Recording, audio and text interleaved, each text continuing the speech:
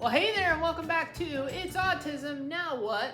Today I want to share a little tip with you that really helped us when we first found out that Jackson had autism. And back when we found out he had autism, which was late 2021, Jackson had, at 3 years old, less than 20 words. And by 3 years old, he should have a lot more words than that. And he was saying, it was very little, saying very little. And we weren't sure how it was going to go. And one of the things that I did is I actually signed up for a class called Turn Autism Around by Barbera. And in that course, I learned a technique that I implemented on Jackson, which helped in his speaking. Now, I've read various posts on that Facebook page, Turn Autism Around, where this technique has not helped every child. But you're never going to know unless you try it for yourself to see what happens. And I want to demonstrate to you what this technique is that Barbera suggested. So that maybe this is something that you consider for yourself. So basically what it is that you would take a picture of the items that your child is going to see on a daily basis. So for instance, in our house, we took a picture of his swing, of his fork. You could take a picture of his favorite toy. You could take a picture of something that he might sit at, like a piano. Even take a picture of the potty. You could also just use like a square piece of colored paper.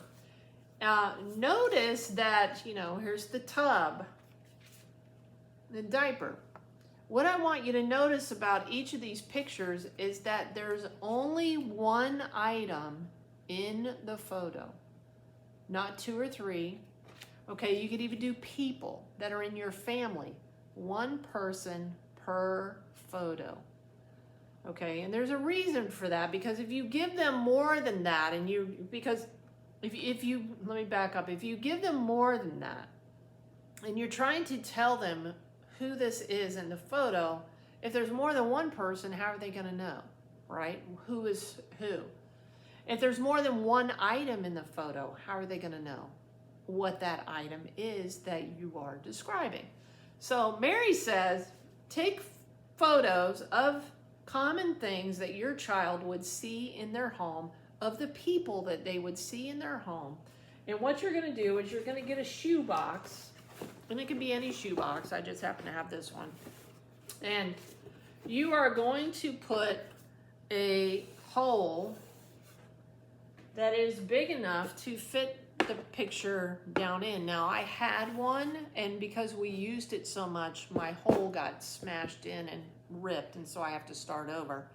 So I haven't cut the hole in this one yet, but you're going to cut it long enough in the top to be able where the photo goes in, and make it like an inch wide on the top, on both ends, to where the photo goes in easily. Okay, because what you're going to do is you've got this shoebox, and mine has lots of things in it. Okay, I've also got flashcards of different things to be able to teach him. That's what these things are. And so what we did was, for the first, probably 2 months, for 10 to 15 minutes a day. That's all it took. And most of the time I did it while he was sitting at the breakfast table. And when he finished, I just went ahead and did it while he was sitting there, rather than letting him get up and run around and then try and bring him back to the table to do this. So shoebox time. And I would grab the photo, and he's sitting across from me, and I would say, diaper, diaper, diaper. Now, for the first almost month, there was very little that came out of his mouth when he saw the pictures. Like the repeating of the word wasn't coming. That can happen. Don't get discouraged because you're still teaching them this is a diaper. Diaper. Diaper. And Mary said, as you're saying it clearly, you're saying it slowly, and you're moving it close to them. Now, one of the things I found is that as I got closer, Jackson would grab it, and then he's looking at it. I would say diaper, and he's looking at it. And then sometimes Jackson would want to put it into the box. Great, put it into the box. If he didn't, or if I didn't, I put it into the box through the top. Then I would grab the next one. Piano. Piano. Piano. And I'd put it in the box. Bathtub. And you go on and do that with all of the cards. Blue. Blue. Blue. And sometimes he would take it and look at it, and I would say blue. And one day he said blue. And one day he said bathtub. And one day he said pop pop. And he started saying the words. This is a technique that you can use for your child to teach them things that are common in the home. Diaper, toilet, bathtub, mom, dad, brother, sister, whatever, dog, cat, whatever they are in your home. If you take a photo of it, of the thing that they see every day, and you teach them this is what it is. And maybe one day, like our kid, they will say the word. And you'll be like, he said it! And you'll celebrate because they said it. You know, I was just so thrilled when Jackson said pop pop for the first time. And I'm like, oh my gosh, he just said pop pop. And it might not sound like pop pop when they first say it, you know, but when they try and say the word, you know, and you just keep at it because you're teaching them this is what this is. It's pop, or this is who this is. This is pop pop, you know. And I used to love when he would take the picture and then he would put it into the shoebox himself, which helps also, I think, with the motor skills, is them putting the object in the shoebox themselves.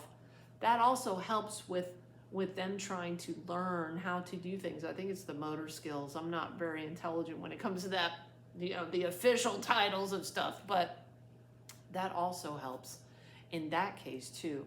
So the shoebox method is great. You might notice I'm sitting at the table.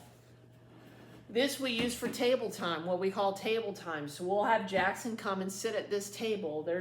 When we do table time, we don't have anything on the table, okay? And we will do one thing. Okay, let's work on your colors or your letters or drawing. And we have table time, and we may do that 10 to 15 minutes. And we do it to where it's, when we have it playing like this, then there's no distraction. And normally we don't have it sitting right up against things that he can reach. But we have it to where there's no distraction. And so we do table time, and we might try and do 5 minutes, 10 minutes, and we try and build up. Because eventually they're going to have to sit at a table at school. They're going to have to sit down and do schoolwork. And so we try and train him. Let's do table time.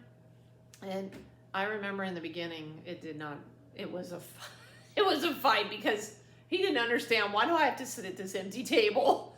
What are you making me do, lady? You know, but eventually when he saw, oh, okay, numbers, letters, let's build and do different things, then it got easier. You know, we started out with, let's just take these off and just put them on.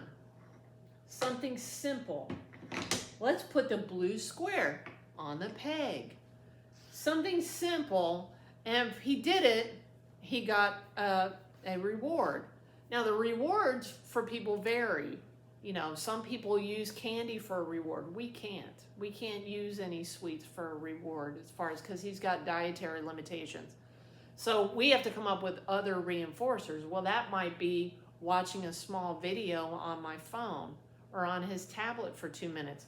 Okay, first this, then tablet, then video. And he's like, he gets all excited.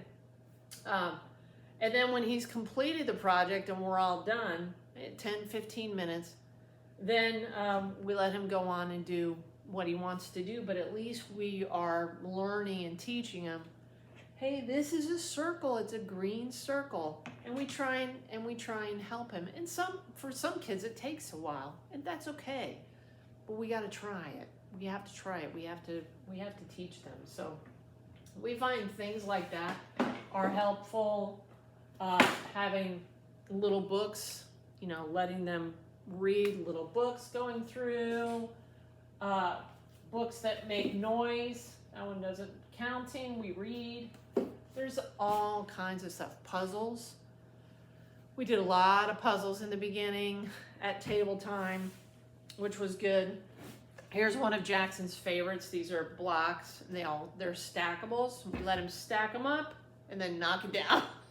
He loves that. So little things at table time, if we can get him just used to being able to sit at a table, because eventually when he goes to school, and now he's in special school, ESE, pre-K, he's got to sit at a table and do some work. Well, we kind of did the prep originally beforehand to get him used to sitting in a little chair and sitting at a table and doing some things that with his hands and listening to the teacher and a little stuff like that we implemented. But we started out with the shoebox method, and it worked pretty well. So anyway, I wanted to share that with you. I hope that's helpful, and I will talk to you later. Bye.